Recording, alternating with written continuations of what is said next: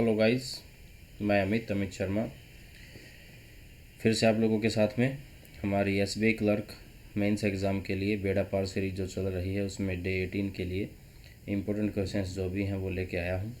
I hope आप सब लोग अच्छे होंगे, आप लोगों की पढ़ाई उससे भी ज़्यादा अच्छी होगी।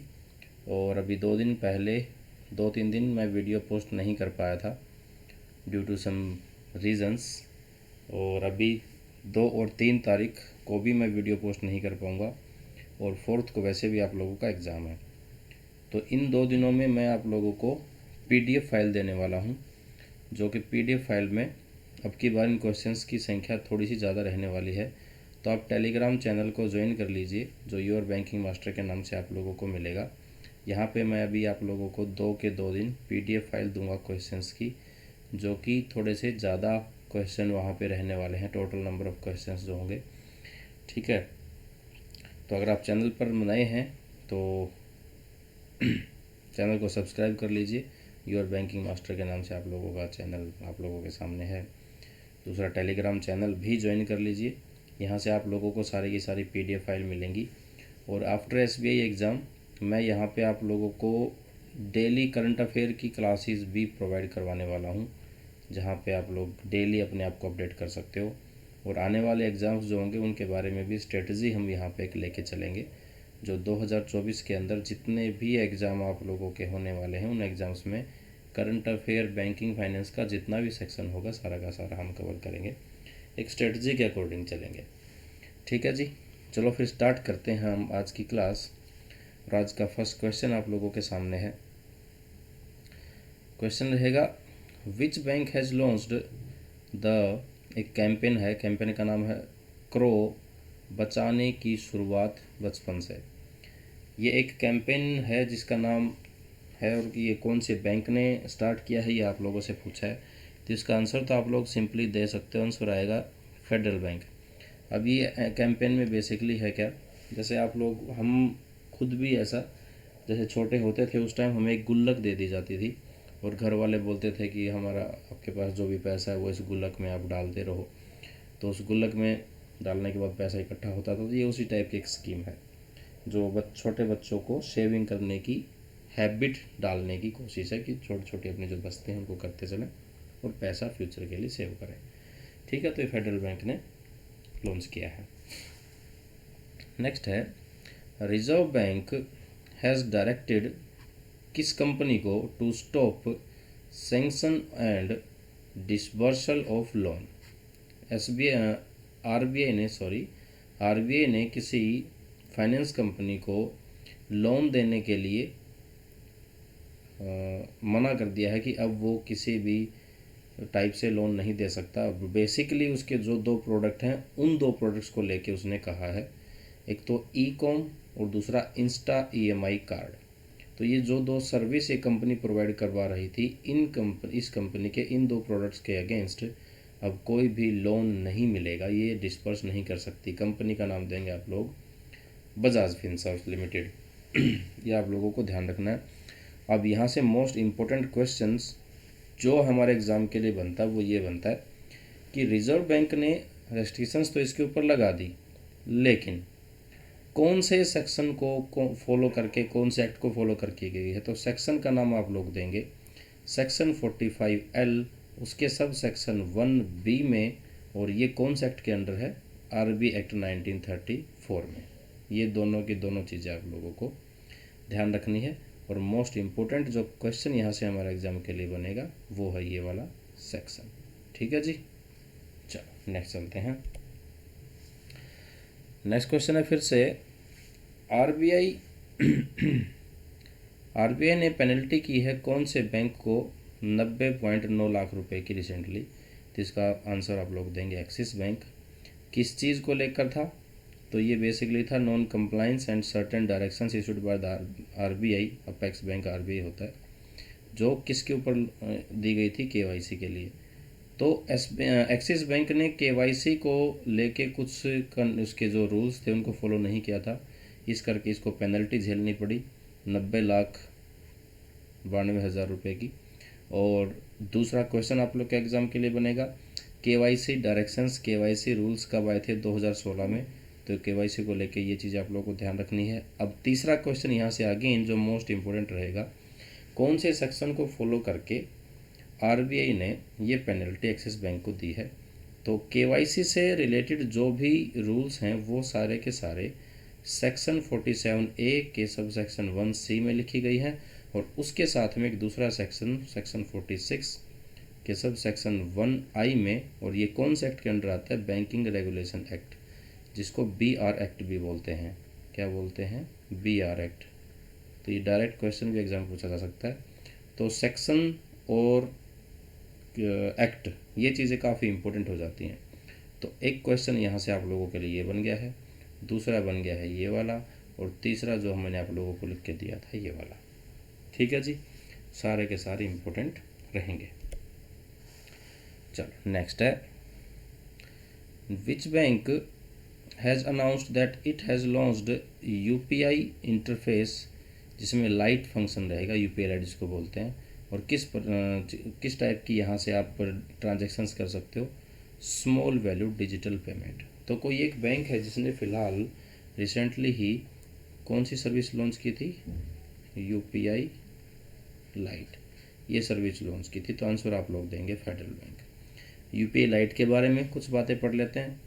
UPI lite allows an individual to store money in their UPI lite on device wallet. UPI lite को यूज़ करने वाला उसके अपने मोबाइल में एक वॉलेट इंस्टॉल करना होगा, उस वॉलेट में वो पेमेंट अपना फंड मेंटेन रखेगा जहाँ से वो पेमेंट करेगा। दूसरा, the RBI has launched the UPI light function launch किया गया था सितंबर 2022 में। तो यहाँ से आप लोगों को डेट याद रखनी है कि UPI लाइट कब लॉन्च हुई थी इंडिया के अंदर, सितंबर 2022 में।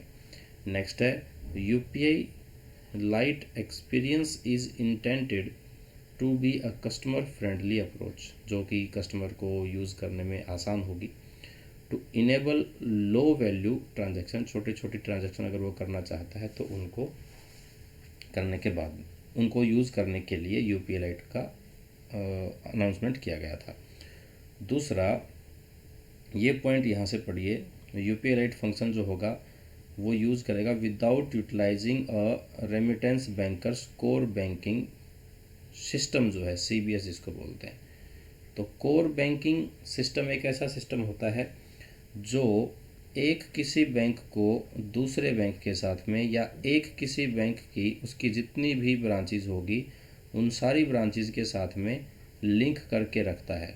जैसे आपका अगर bank account for example Delhi में है, तो आप आपके बैंक अकाउंट को हमारे देश के किसी भी कोने में जाके यूज़ कर सकते हो।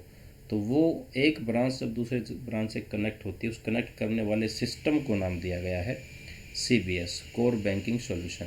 और इसमें कोर की भी फुल फॉर्म होती है, आप लोगों को ध्यान रखनी है। Core stands for centralised online real time exchange. ठीक है जी, कोर स्टैंड्स फॉर लिख के दे दूँ, लिख देता हूँ, CENTRALISED centralised online real time exchange. मेरी राइटिंग थोड़ी सी ख़राब हो सकती है, प्लीज़ पार्डन मी। ठीक है जी, तो कोर की भी फुल फॉर्म आप लोगों को ध्यान रखनी है, centralised online real time exchange. ठीक है, कोई भी बैंक, हर एक बैंक ब्रांच किस सिस्टम से, किस प्लेटफॉर्म से जुड़ी हुई होती हैं, CBS से। ठीक है, तो यह चीज़ आप लोगों को ध्यान रखनी है। अब नेक्स्ट इसी में है, as per the Federal Bank press release जो उसने की थी, these are the transaction limit और UPI लाइट की कुछ ट्रांजेक्शन लिमिट हैं, वो ध्यान रखनी है। पर ट्रांजेक्शन आप कितनी ट्रांजेक्शन कर सकते हो, 500 रुपये की maximum cumulative uses per day, यानी एक दिन में आप कितने ट्रांसफ़र कर सकते हो, 4000 रुपये।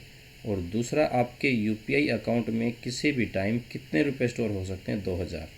चीज़ें क्लियर हैं कि अगर आप ट्रांजैक्शन करने जा रहे हो, आपका जो वॉलेट होगा उस वॉलेट में किसी भी टाइम बैलेंस 2000 रुपये से ज़्यादा नहीं होगा, किसी भी टाइम। अगर आप एक दिन में पेमेंट कर रहे हो, 2000 आप लोगों ने यूटिलाइज कर लिए हैं, तो अगेन आप उसमें 2000 रुपये का फिर से रिचार्ज कर सकते हो। और ये अमाउंट एक दिन में यानी 4,000 से ज़्यादा नहीं हो सकती। ठीक है, चाहे आप 1,000 दो हज़ार या फिर 500 करके रिचार्ज करो, लेकिन एक दिन में 4,000 से ज़्यादा आप आपके अकाउंट में पैसा नहीं डाल पाओगे। दूसरा, अगर आप कोई ट्रांजैक्शन करने जा रहे हो तो पर ट्रांजैक्शन आप कितने रुपए तक ट्रांजैक्शन कर सकते हो? सिर्फ और सिर्फ 500 रुपये किसी को भी आप ट्रांजैक्शन कर सकते हो, पैसा ट्रांसफ़र कर सकते हो। तो ये यूपीआई लाइट की लिमिट्स हैं जो आप लोगों को ध्यान रखनी है। चलो नेक्स्ट है एको कंपनी है, इंश्योरेंस कंपनी पता होगा।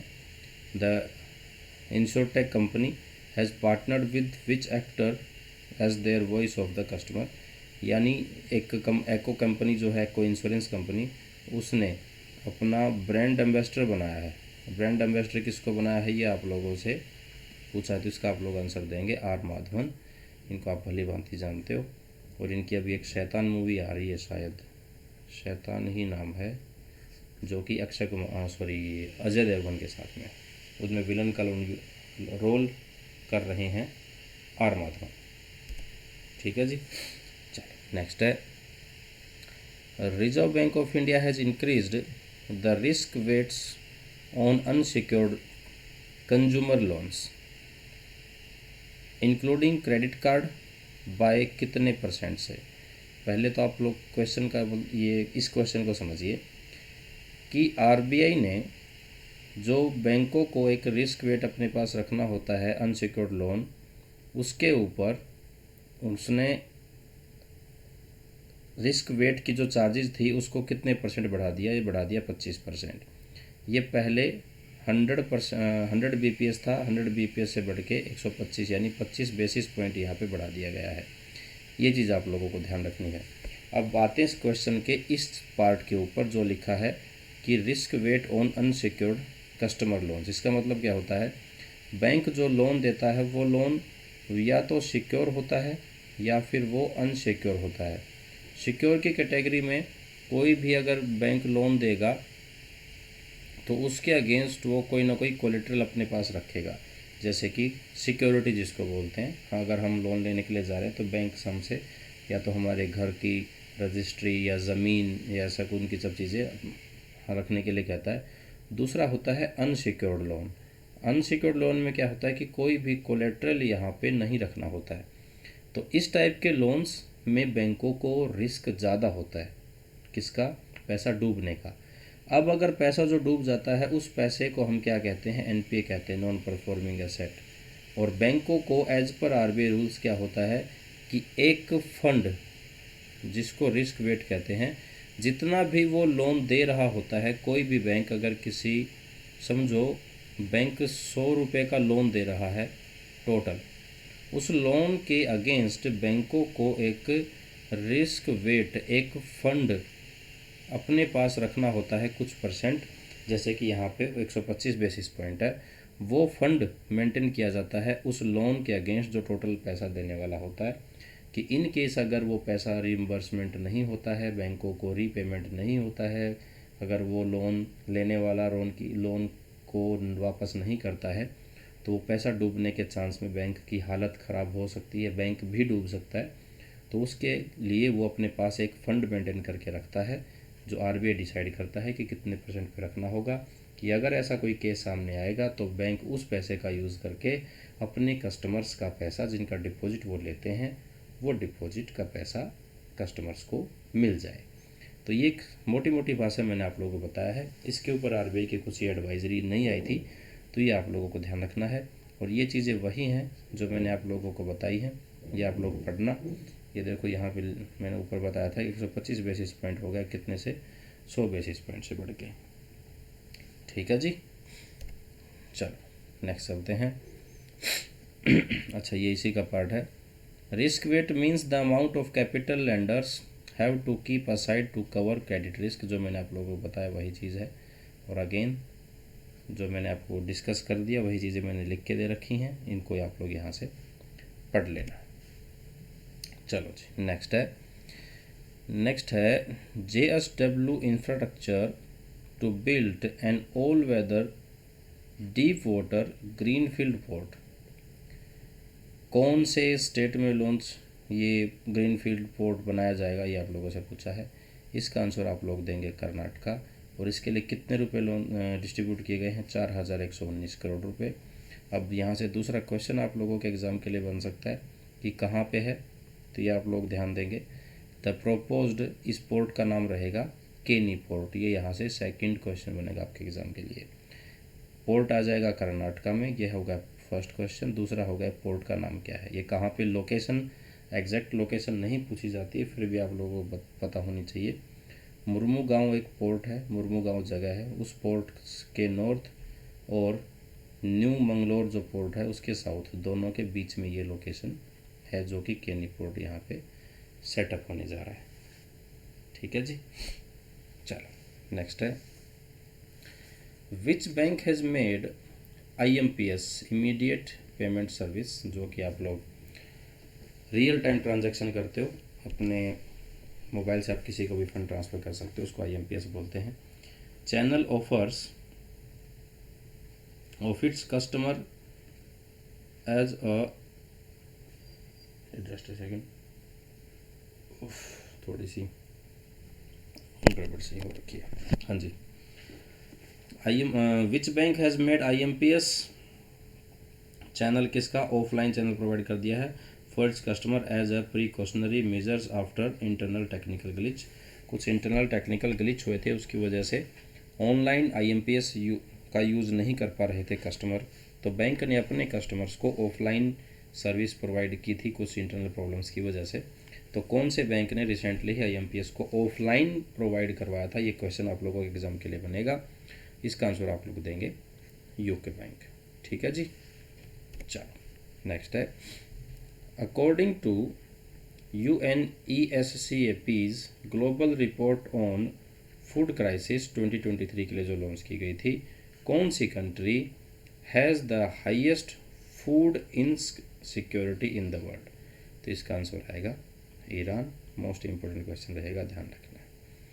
ठीक है जी, चलो नेक्स्ट क्वेश्चन पे चलते हैं।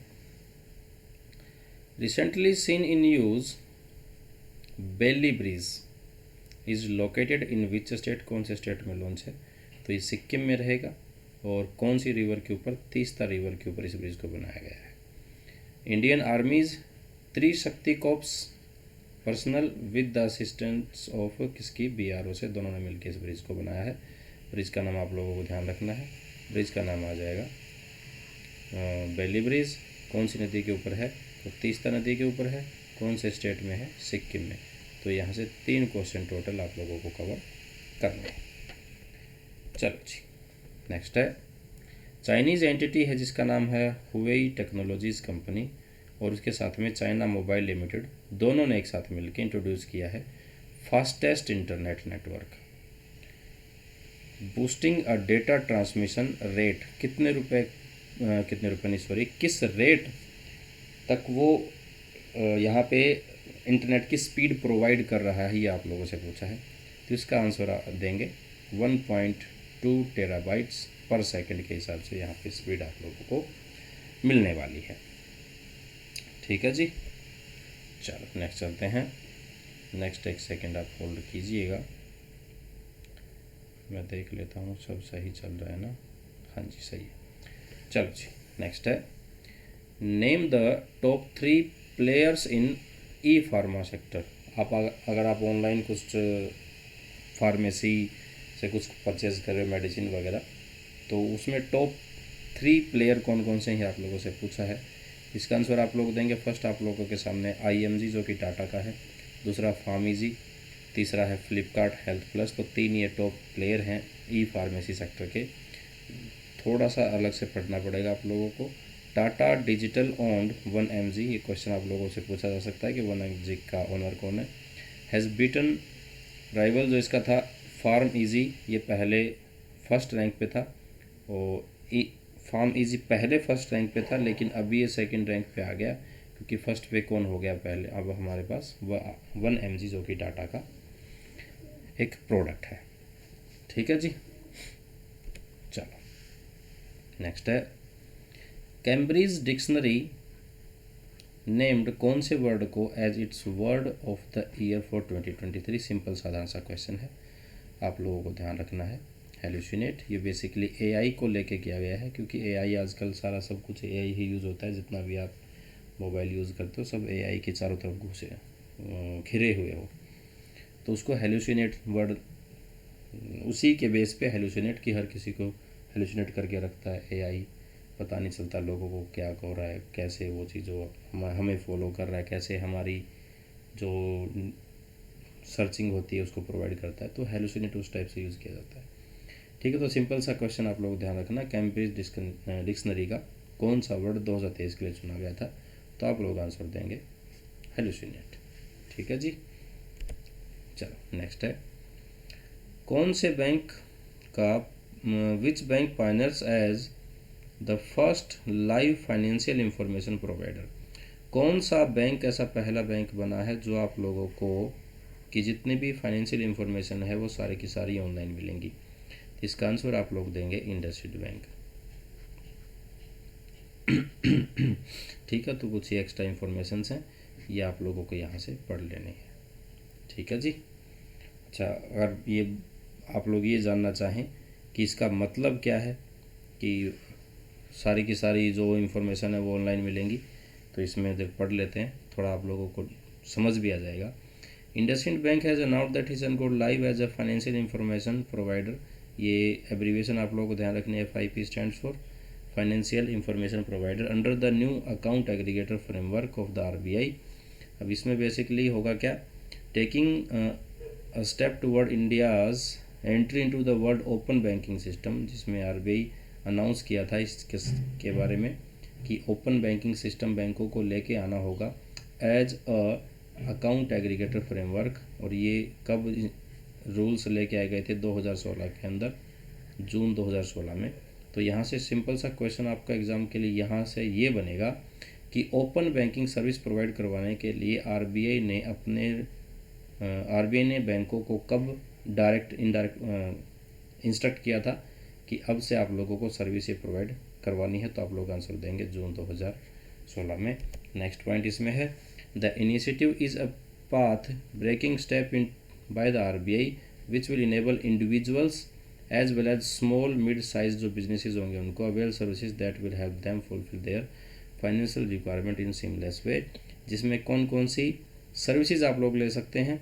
यहाँ पे आप लोग अपनी स्टेटमेंट्स चेक कर सकते हैं अकाउंट की, अपने डिपॉजिट से उनको ट्रैक कर सकते हैं, कोई आपने इन्वेस्ट प्लान करना है, कोई FD लेनी है, कोई म्यूचुअल फंड में इन्वेस्ट करना है, तो वो सारी की सारी सर्विसेज यहाँ पे आप लोगों को मिलेंगी। बेसिकली जो ट्रांजैक्शन के लिए ऑनलाइन प्लेटफॉर्म प्रोवाइड करने वाला जो चीज़ थी, जो क्वेश्चन में पूछी गई थी, आप लोग यहाँ से देख सकते हैं, फर्स्ट फाइनेंशियल इंफॉर्मेशन प्रोवाइडर। तो ये जो लास्ट वाला पैरा है, ये पैरा आप लोगों की इस चीज़ों को क्लियर करेगा। पढ़ोगे तो आसान है, नहीं पढ़ोगे तो भी नीड नहीं है। सिंपल सा है कि आप आपके अकाउंट को ऑनलाइन ट्रैक कर सकते हो, जैसे आप वैसे भी कर ही रहे हो, किसी भी बैंक का आप लोग यूज़ कर रहे हो तो वहाँ से आप लोगों को उनकी ऐप मिलती होगी और उस बैंक की ऐप से आप अपने अकाउंट को ट्रैक कर सकते हो। ये बेसिकली वही चीज़ है। ठीक है जी, चलो नेक्स्ट है, which Indian has been shortlisted for men's world athlete of the year award? तो सिंपल सा आंसर आप लोग देंगे नीरज चोपड़ा। ठीक है जी, चलो नेक्स्ट है, Google introduces which AI chatbot for teenagers? Google का एक टीनेजर्स के लिए AI चैटबॉट आया है, नाम आप लोगों से पूछा है, जिसका नाम आप लोग देंगे बार्ड, जो कि वो एजुकेशनल नीड को फुलफ़िल करता है। बच्चे सर्च करते हैं तो वहाँ पे उन लोगों को अपने एजुकेशन से रिलेटेड काफ़ी चीज़ें वहाँ से पढ़ने को मिल सकती हैं। ठीक है जी, चलो नेक्स्ट है, recently which country offers first ever tax breaks for lion and rhino conservation? हाँ, साउथ अफ्रीका। ये है क्या? साउथ अफ्रीका ने कहा है कि अगर कोई लोग लॉयन और जो रहीनो है, ये आप लोगों के सामने रहीनो गेंडा जिसको बोलते हैं, यानी कि कंजर्वेशन अगर वो लोग करते हैं तो उनको जो भी टैक्स गवर्नमेंट उनसे लेती है उन टैक्स में उनको रिडक्शन मिलेगी, छूट मिलेगी। तो ऐसा कुछ करने वाली कंट्री जो है वो साउथ अफ्रीका है, ताकि इनकी जनसंख्या बनी रहे, इस पर्पज़ के लिए। ठीक ठीक है जी। चलो नेक्स्ट है, who has been appointed as the chief of the RBI fintech department. RBI के फिनटेक डिपार्टमेंट का चीफ किनको बनाया गया है? आंसर देंगे पी वसुदेवन। ये आप लोगों के सामने है, मिस्टर पी वसुदेवन, ध्यान रखना है। चलो नेक्स्ट है, Microsoft unveiled its new chip जिसका नाम है Maia for artificial intelligence on the cloud. तो माइक्रोसॉफ्ट का भी एक चिप आया है जो कि आर्टिफिशियल इंटेलिजेंस पे क्लाउड बेस पे काम करता है, तो इसका आंसर आप लोग देंगे माया। ठीक है जी। चलो नेक्स्ट है, Indian meteorological department declared about the department of cyclone Mithili. Cyclone का नाम आप लोग ध्यान रखना है। In the north east bay of Bengal, India में ये आया था बे ऑफ बंगाल में, इसने हिट किया था, जिसका साइक्लोन का नाम था मिथिली। क्वेश्चन यहाँ से ये बना है कि ये नाम कौन सी कंट्री ने दिया है, तो इसका आंसर आप लोग देंगे मालदीव्स। इंडिया की जो नेबर कंट्रीज़ हैं, इन कंट्रीज़ में अगर कोई तूफ़ान आता है तो इन्होंने एक ऐसा सिस्टम लॉन्च कर रखा है कि हर एक कंट्री आने वाले जो भी तूफ़ान आते हैं उनका नाम रखती है, जैसे 1 बाय 1 कभी इंडिया रखता है, कभी बंगाल वेस्ट बंगाल रखता है, कभी चाइना रखता है, कभी पाकिस्तान रखता है, कभी अफ़गानिस्तान रखता है। तो ये एक ऐसा सिस्टम है। तो अब की बार जो दिया था वो मालदीव्स ने दिया था साइक्लोन मिथिली के लिए, जिसने इंडिया में बे ऑफ बंगाल को हिट किया था। ठीक है जी। चलो नेक्स्ट है, चेन्नई मेट्रो रेल लिमिटेड ने पार्टनरशिप की है किसी ऑनलाइन प्लेटफॉर्म के साथ में, किसके साथ में? फ़ोनपे के साथ में। क्या कि वहाँ पे जो टिकटिंग होगी वो QR बेस्ड टिकटिंग परचेज कर सकते हैं फ़ोनपे को यूज़ करते हैं। दिल्ली मेट्रो में यूज़ करता हूँ, दिल्ली मेट्रो में ऐसा होता है, आप लोग पेटीएम वगैरह से टिकट डाउनलोड कर सकते हो। चलो जी नेक्स्ट है, Samarkand institute of economics and services has signed an MOU with India की किस यूनिवर्सिटी के साथ में to establish student exchange programme. तो आप लोग आंसर देंगे यूनिवर्सिटी ऑफ दिल्ली के साथ में। उज़्बेकिस्तान की समरकंद इंस्टीट्यूट है, उस इंस्टीट्यूट ने इंडिया के यूनिवर्सिटी ऑफ दिल्ली के साथ में टाई अप किया है, जहाँ पे यहाँ के स्टूडेंट वहाँ पढ़ने के लिए जा सकते हैं, वहाँ के स्टूडेंट यहाँ पढ़ने के लिए आ सकते हैं, यहाँ के लेक्चरर जो होंगे वो वहाँ पढ़ा सकते हैं और वहाँ के टीचर यहाँ पढ़ा सकते हैं। ये एक ऐसा प्रोग्राम है। ठीक है जी। चलो नेक्स्ट है, State Bank of India has announced too soon launch of YONO global app in the which country recently. तो SBI ने कहा है कि इंडिया के बाहर 2 कंट्री होंगे, जिसमें सिंगापुर और US, जहाँ पे वो अपनी योनो सर्विस को लॉन्च करने जा रहे हैं इंडिया से बाहर। ठीक है जी। चलो नेक्स्ट है, what is the name of India's first indigenously designed and developed light tank, जिसका नाम रहेगा जोरावर, जो कि बहुत ही हल्का होगा। जोरावर लाइट टैंक इसका नाम रखा गया। किसने बनाया है? DRDO ने बनाया है। ठीक है जी। किसके साथ मिलकर बनाया है? LNT जिसको बोलते हैं, लार्सन एंड टूब्रो के साथ में इस टैंक को बनाया गया है। चलो नेक्स्ट है, who is the MD and CEO of Kotak Mahindra bank. Simple सा क्वेश्चन है, आंसर देंगे अशोक वासवानी। ये आप लोगों के सामने है। और कोटक महिंद्रा बैंक जो है वो इंडिया का 3rd largest private sector bank in the market. किस बेस पे? कैपिटलाइजेशन के अकॉर्डिंग। सेटअप कब हुआ था? 2003 में। इसका हेडक्वार्टर कहाँ पे है? मुंबई में। ठीक है जी। चलो नेक्स्ट है, as per the data compiled by RBI daily wages के लिए जो मिलते हैं उसके ऊपर, rural agriculture workers in which state are lowest in India. कौन सी स्टेट में एग्रीकल्चरल वेज जो मिलती है वर्कर को वो सबसे कम है? आंसर आप लोग देंगे MP। तो ये डेटा आप लोगों के समझ में लिख के दिया, इसको पढ़ते हैं। चलो, as per data compiled by RBI the daily wages of male, किसमें? एग्रीकल्चरल वर्कर्स जो हैं, खेतों में जो काम करने वाले हैं, उन वर्कर्स के लिए रूरल एरिया में MP में जो है वो 299.2 रुपये 229.2 रुपये मिलते हैं। ये ऐसा बता रहा है, हालांकि ऐसा नहीं है, ये गवर्नमेंट का एक एवरेज होता है। दूसरा, daily wages for male agricultural workers in rural area, Gujarat की बात करेंगे तो गुजरात जो है वो 241.9 रुपये देता है। फॉर द ईयर 2023 जो था उसके लिए एवरेज जो निकाली गई थी पूरे देश के अंदर, वो एवरेज कितनी थी? 345.7 रुपये। दूसरा, केरला है वो हाईएस्ट है, जो सबसे ज़्यादा वेज पे कर रहा है। वो कितने रुपए पे कर रहा है? वो 764.3 पर पर्सन रुपये पे कर रहा है। ठीक है, तो ये चीज़ें जो मैंने ब्लू में आपको ब्लू कलर में दी हैं, ध्यान रखनी है। नेक्स्ट है average wage for farm workers in Jammu and Kashmir, Himachal Pradesh and Tamil Nadu. तो इनकी अमाउंट है 550 रुपये जैसे जम्मू कश्मीर में, 473 रुपये हिमाचल प्रदेश में, 470 तमिलनाडु में। तो ये सारे के सारे डाटा जो मैंने आप लोगों को दिया है आपके फिंगर टिप्स पे होना चाहिए स्टेट वाइज कि वो कितना रुपए मिनिमम वेज उनका एग्रीकल्चरल वर्कर्स के लिए 2023 में रहा था। ठीक है जी, चलो नेक्स्ट है इंदिरा गांधी प्राइज किसके लिए? For peace disarmament and development 2022 किसको मिला है? तो ये अवार्ड मिला है Indian Medical Association and the trained nurse association of India के साथ में। किस लिए? एज रिप्रेजेंटेटिव ऑफ द कोविड-19 warriors in the country.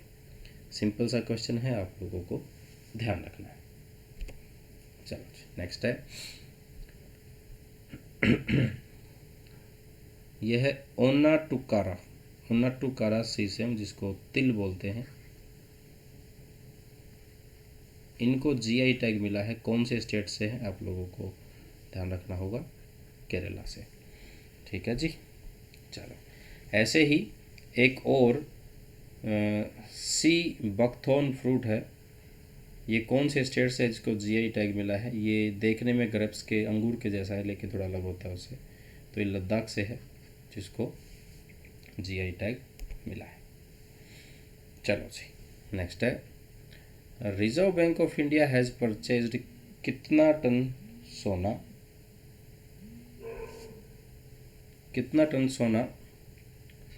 In the September quarter की बात करेंगे। ये आप लोगों को ध्यान रखना है, हम बात कर रहे हैं सितंबर 2023 की, जिसमें आरबीआई ने सोना परचेज किया है कितने tonne? 9 tonne, contributing to the 337 tonne purchase of the global central bank.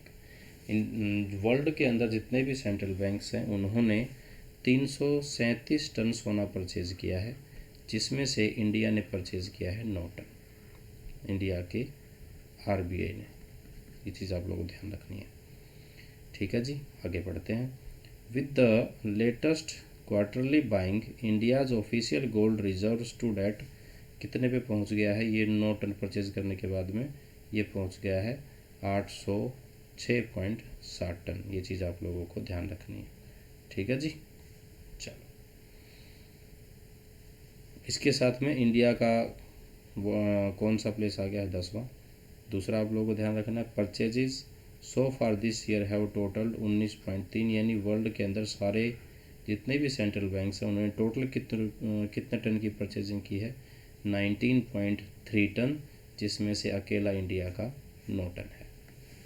ठीक है जी, चलो नेक्स्ट है who was selected as the winner of 72nd Miss Universe 2023। तो ये मिला है साइनीज पैलेसियोज को, और इन्होंने हराया था किसको? सेकंड, यानी ये फर्स्ट पे रही हैं, जीता इन्होंने ये। और इंडिया की एक श्वेता शारदा हैं, ये है श्वेता शारदा, आप जिनको देख सकते हैं, जिनको ये अवार्ड, ये सेकंड प्लेस पे रही हैं, रनर अप रही हैं, और ये हैं जिन्होंने मिस यूनिवर्स का खिताब जीता है 72वां मिस यूनिवर्स 2023 में। और ये एक कंट्री है जिसका नाम है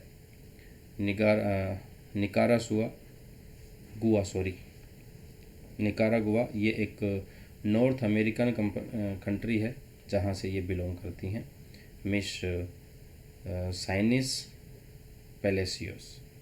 ठीक है जी, चलो नेक्स्ट है which bank has entered into a corporate tie up with HDFC life के साथ में to offer life insurance product to its customer, तो अपने कस्टमर्स को HDFC लाइफ से वो इंश्योरेंस दिला सकता है। वो बैंक कौन सा जिसने टाई अप किया है? आंसर आ जाएगा कर्नाटका बैंक।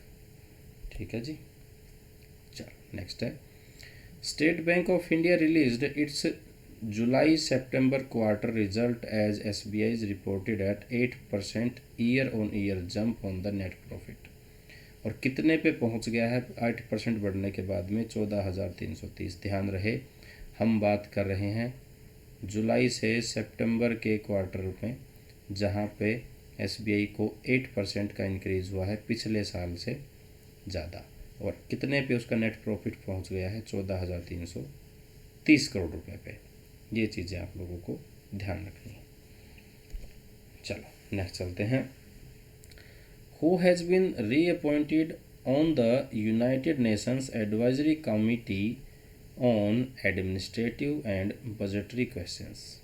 कौन से टर्म के लिए रहेगा? 2024 से 2026 के लिए। तो इंडिया से रहने वाले इंसान का नाम है सुरेंद्र कुमार अधाना। ये आप लोगों के सामने है मिस्टर सुरेंद्र कुमार अधाना। ठीक है जी। चलो नेक्स्ट है, बेरीनाग टी है, उसको भी GI टैग मिला है। कौन से स्टेट से है आप लोगों से पूछा है, आंसर आप लोग देंगे उत्तराखंड। सिंपल सा क्वेश्चन है। ठीक है जी। चलो नेक्स्ट है, recently which company have received licence from Indian government to provide satellite broadband services in India. तो अभी इंडिया के अंदर सैटेलाइट ब्रॉडबैंड सर्विस भी मिलने लगेगी। इसके लिए किसने टाई अप किया है? तो जियो सैटेलाइट कम्युनिकेशंस के एंड वन वेब ने दोनों ने मिलकर टाई अप कर लिया है, जहाँ पे आप लोगों को इंटरनेट अभी ब्रॉडबैंड जो मिलने वाला होगा वो सैटेलाइट सर्विस से मिलेगा। ठीक है जी। चलो नेक्स्ट है, which firm of India won the Earthshot prize in 2023 में? तो इसका आंसर आप लोग देंगे S4S टेक्नोलॉजी, जो कि एग्रीटेक स्टार्टअप एक फर्म है। इसने एक ऐसा सोलर सिस्टम बनाया था जिसमें जो भी खेतों की वेस्ट होती है वो उस वेस्ट में इसमें डालने के बाद मशीन में ये उसको कंपोज कर देती है, जिससे मिट्टी में आसानी से वो मिल सकती है और कचरा वचरा खेतों में पड़ा हुआ नहीं रहता, या लोगों को, किसानों को उस कचरे को जलाना नहीं पड़ता, जिससे ज़मीन की उर्वरा शक्ति बनी रहती है। ठीक है जी। तो ये आप लोगों को ध्यान रखना है। नेक्स्ट है, as per report first issuance of the sovereign green bonds of the current financial year sale through the government, कितने रुपए रेज किए? जहाँ पे 7.25% का इंटरेस्ट रेट मिलने वाला है। क्वेश्चन यहाँ से ये सिंपल भाषा में हिंदी में बताता हूँ कि गवर्नमेंट ने ग्रीन बॉन्ड्स कितने रुपए की इशू किए फंड रेज करने के लिए? आंसर देंगे आप लोग 5,000 करोड़। इस पे इंटरेस्ट रेट कितना मिलने वाला है? 7.25%। ठीक है जी। इंग्लिश थोड़ी सी हैवी हो जाती है, नॉर्थ हमारे हरियाणा इस एरिया में तो थोड़ी हो जाती है। अगर आप साउथ साइड से हैं तो आप लोगों को नहीं होगी, समझ में आ जाता है, इसलिए मैं हिंदी में आसान भाषा में डिस्कस करने की कोशिश करता हूँ। ठीक है जी। तो ये थे आज के कुछ इंपॉर्टेंट क्वेश्चंस जो हम लोगों ने डिस्कस किए। थैंक यू आप लोगों ने मेरी वीडियो को वॉच किया।